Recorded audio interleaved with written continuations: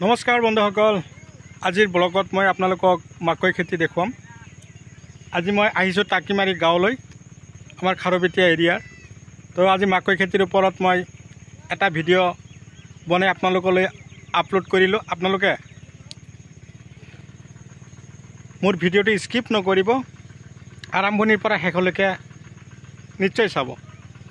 তো মাকৈ খেতি বৰ্তমান যেটো সময় মাকৈ খেতিৰ কাৰণে পাৰফেক্ট সময়। এইটো সময়ত যদি আপোনালোকে মাকৈ খেতি কৰিব পাৰে, আপোনালোকে যথেষ্ট পৰিমাণ আপোনালোকে মাকৈৰ পৰা টকা উপাৰ্জন কৰিব পাৰিব। তো মই যে দেখুৱাই আছো, এয়া মই কোৱা মতে খেতিয়কে চাওক মাকৈ খেতি কৰিছিল, আৰু মই এই খেতিয়কজনক মই নিজে বিধান আনি দিছিলোঁ। এইটো হ'ল পাইনৰ। আপোনালোকে যদি এতিয়াও লগাব ইচ্ছা কৰিছে তেনেহ'লে পাইনৰ লগাব পাৰিব, গদাবৰী লগাব পাৰিব, তাৰপিছত এনকে লগাব পাৰিব, জয়শ্ৰী 55 লগাব পাৰিব, জয়শ্ৰী 77 লগাব পাৰিব।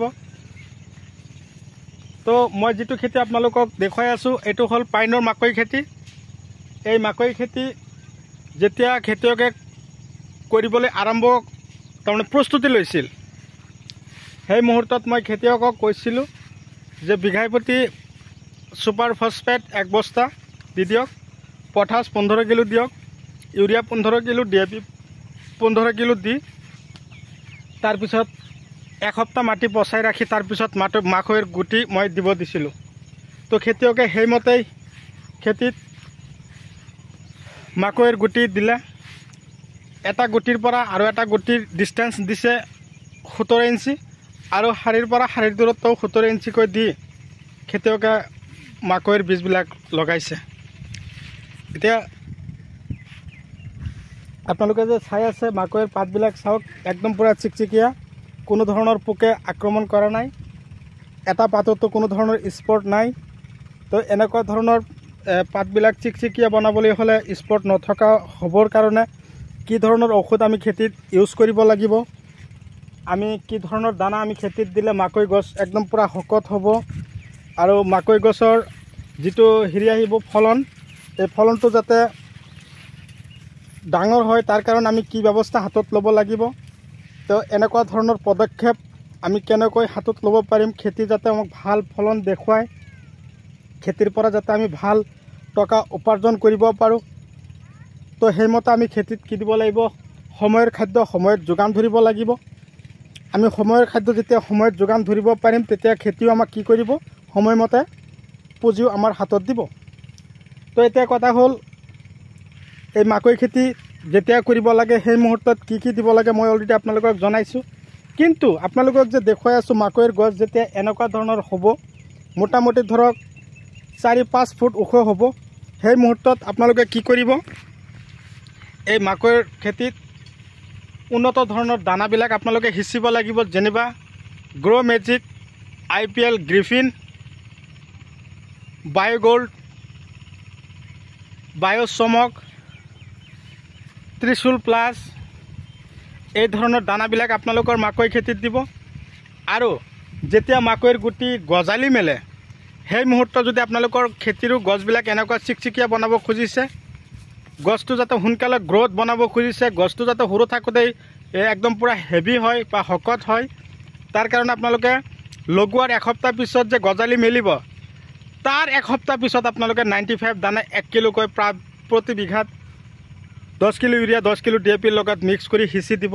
কেতিয়া দিব, খেতিত জলসিঞ্চন কৰাৰ যিদিনা জলসিঞ্চন কৰিব তাৰ আধা ঘণ্টাৰ পিছত। তো এই পদ্ধতি মতে যদি আপোনালোকে খেতিত এই দানাবিলাক সিঁচিব পাৰে, খেতিত যদি আপোনালোকে উন্নত ধৰণৰ দানাবিলাক সিঁচাৰ পিছত চাব আপোনালোকৰ খেতিত যথেষ্ট পৰিমাণে ফলন দিছে খেতিয়ে। এতিয়া কথা হ'ল পোকৰ ঔষধ কি দিব। তো আজিকালি ধৰক নানান ধৰণৰ এজেণ্ট আমি দেখা পাওঁ, এই দাদাসকলেও কিন্তু আমাৰ মাজত ভাল ঔষধবিলাক ভাল ভাল কোম্পানীৰ ঔষধবিলাক দিয়া আছে। তো আপোনালোকে এখেতৰ পৰাও ল'ব পাৰিব। তো এতিয়া কথা হ'ল কি, লওক আপোনালোকৰ কথা, কিন্তু মই তাৰ মাজতে কেইটামান ঔষধৰ নাম কৈ দিছোঁ। তো ঔষধকেইটা আপোনালোকে পৰাপক্ষত মনত ৰাখিব। যিকেইটা ঔষধ আমি মাকৈ খেতিত দিম সেইকেইটা হ'ল এটা হ'ল গডৰেজ এগ্ৰোভেট কোম্পানীৰ গ্ৰেচিয়া, আৰু এটা হ'ল চেমটিছ, আৰু এটা দাহাত ডাষ্টাৰ। এইকেইটা ঔষধ আপোনালোকৰ মাকৈ খেতিত ইউজ কৰক। আপোনালোকৰ খেতিত যদি কোনো ধৰণৰ পোক থাকে তেনেহ'লে মই আপোনালোকক পিছত আপোনালোকে ফোন মাৰি মোক ক'ব। এই গডৰেজ এগ্ৰোভেট যিটো কোম্পানীৰ ঔষধ আছে গ্ৰেচিয়া, এই ঔষধটো আপোনালোকৰ মাকৈ খেতিত দিয়াৰ লগে লগে চাব আপোনালোকৰ মাকৈৰ পাতবিলাক একদম পূৰা চিকচিকীয়া হৈ গৈছে, দেখাত বহুত ভাল লাগিব। তো বন্ধুসকল, এতিয়াও কি আপোনালোকে মোৰ চেনেলৰ নতুন ভিউৱাৰ্ছ হিচাপে যদি আছে তেনেহ'লে চেনেলটো ছাবস্ক্ৰাইব কৰি দিয়ক না। কাষত থকা বেল ঘণ্টিটো যদি বজাবলৈ বাকী আছে ঘণ্টিটো বজাই দিয়ক। যিমান পাৰে মোৰ ভিডিঅ'টো আপোনালোকে শ্বেয়াৰ কৰক। আপোনালোকৰ এটা এটা শ্বেয়াৰৰ কাৰণে চাওক আমি সকলোৱে মিলি যাতে খেতি কৰিব পাৰোঁ। কেৱল আপুনি নহয় মই নহয়, আমি সকলোৱে হাতে হাত মিলাই যাতে খেতি কৰি আগুৱাই যাব পাৰোঁ, মই তাকে কামনা কৰোঁ। তো আজি আৰু মই বিশেষ আলোচনাৰ গতি নকৰোঁ। খৰাং বতৰ মাজে মাজে মাকৈ খেতিত পানী দিব, চাব মাকৈ গছ অট'মেটিকেলি ঠিক হৈ আহিব। মই যিকেইটা দানা দিব দিছোঁ দিয়ক, এৰিছোঁ।